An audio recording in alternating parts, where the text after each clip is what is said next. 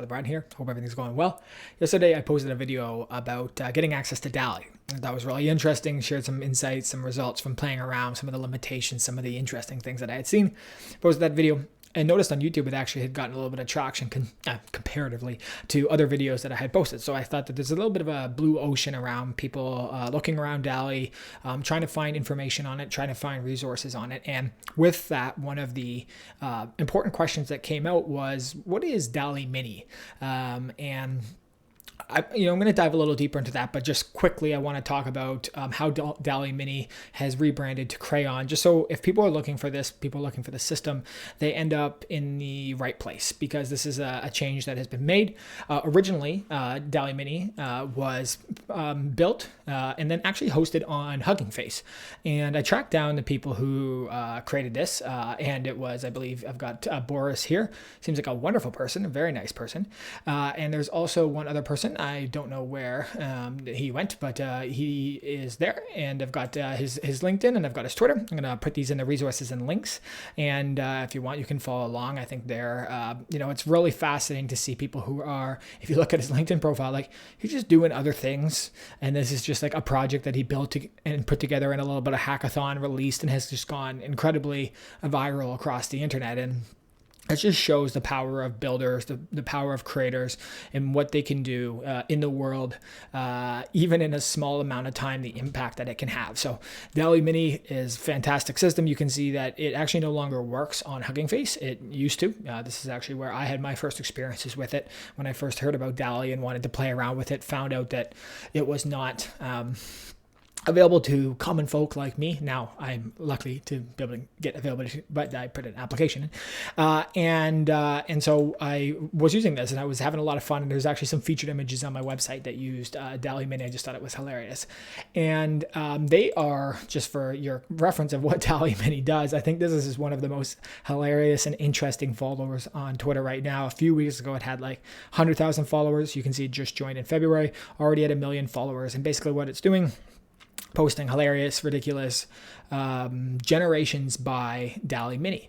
And as you can see, a very typical framework of the output for it in the system that it has built is basically 9 images, relatively, not as high as resolution as what the DALL-E 2 is generating right now, and often very paranormal, very weird. And then this Twitter profile is then collecting all these images here that are sort of the weird ones, the funny ones, the ridiculous ones, and putting them on Twitter. And obviously this has gained quite a bit of following. I don't know how I first, probably just following AI, this one popped into my feed, and now I have died laughing. And it's also been creating imagination for me of when now that I have access to DALL-E 2, what are the prompts that I can put in, or what kind of things are possible of being generated. And like you can see, just kids selling lemonade to soldiers on Normandy Beach during D-Day. So if you're not watching this, you're just listening.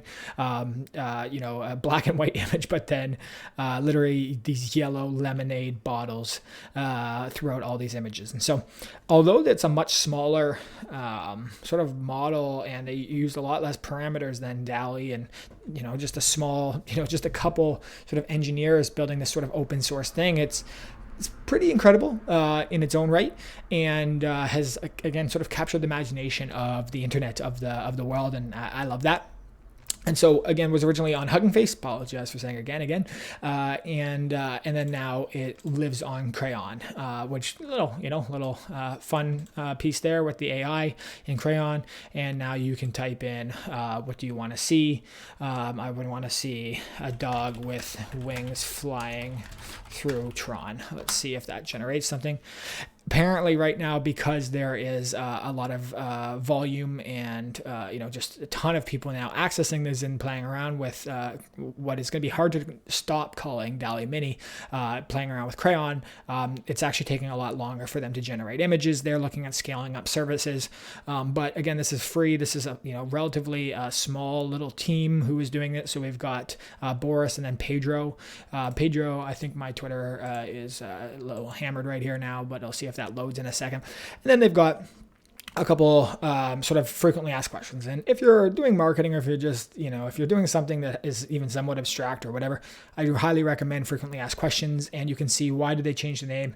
Makes a lot of sense. OpenAI asked them to change the name of the application. So obviously there's probably some branding and some trademarks there. It was nice that they just asked and didn't do like mean things to them, and then just avoiding the actual confusion itself. So I think that is a big part of this. And you can also see some of the other questions here about the limitations and bias. How does the model work when there's too much traffic? Why are the faces weird?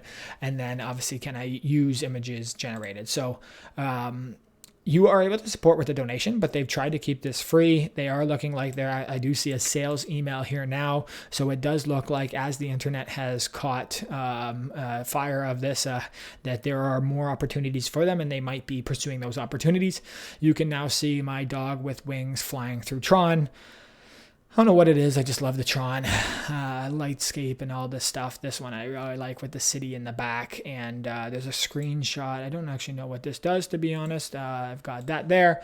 Okay, cool. Screenshot done. And then there's also a forum here as well too. So it's starting to build a little bit of virality into the application by enabling the sharing, and some really like some fascinating potential here. So I don't think I have too much more to say on this. I've got a bunch of resources up here. So the GitHub, I've got the LinkedIn, I've got the Twitter, I've got a couple articles about, how this has gone sort of so viral, and why people are so fascinated with it. I think it's pretty obvious. Mark Zuckerberg as a ventriloquist, I think it's pretty obvious that why it has captured people's imagination and why they're, so interested in it. And then just a couple of other sort of pieces here on the history of originally being an open source model, but that generates 9 images in July 2021 for a hugging face for a competition held by Google, and then was released in 2022. So this has happened very fast since this has been released. The adoption of it, the excitement around it is pretty incredible overall, and I'm excited to sort of follow along on this journey to see, obviously, the continued growth of OpenAI's DALL-E and DALL-E 2 and all the incredible stuff they're doing there with the resources, but also the sort of parallel journey of people who are doing open source and releasing these models for the world, while trying to balance the potential for misuse, all these things, the challenges with the cost to train these systems. Like, there's a lot of things to sort of think about and consider. There's another system called Bloom that I've got to do a little bit more research on, and then I'll be sharing some content around that as well too. But overall, a really fascinating thing. Just wanted to share a little bit of a video on DALL-E Mini rebranding as Craiyon. So if you're looking for this stuff, that you end up in the right place and you're able to generate some of these results that I just showed you here with Tron. And if you have any other thoughts around this stuff, let me know. I love it very much. I'm super fascinated, and great to see that people are looking for this and searching for searching for answers, searching for information on it. So if that continues, I will keep creating content around it. That is myself, Tyler Bread. Hope you have a great rest of the day. And if you like this, like, comment, subscribe, whatever those things you do, or just send me a note. Always love hearing from you. Thanks so much. Bye-bye.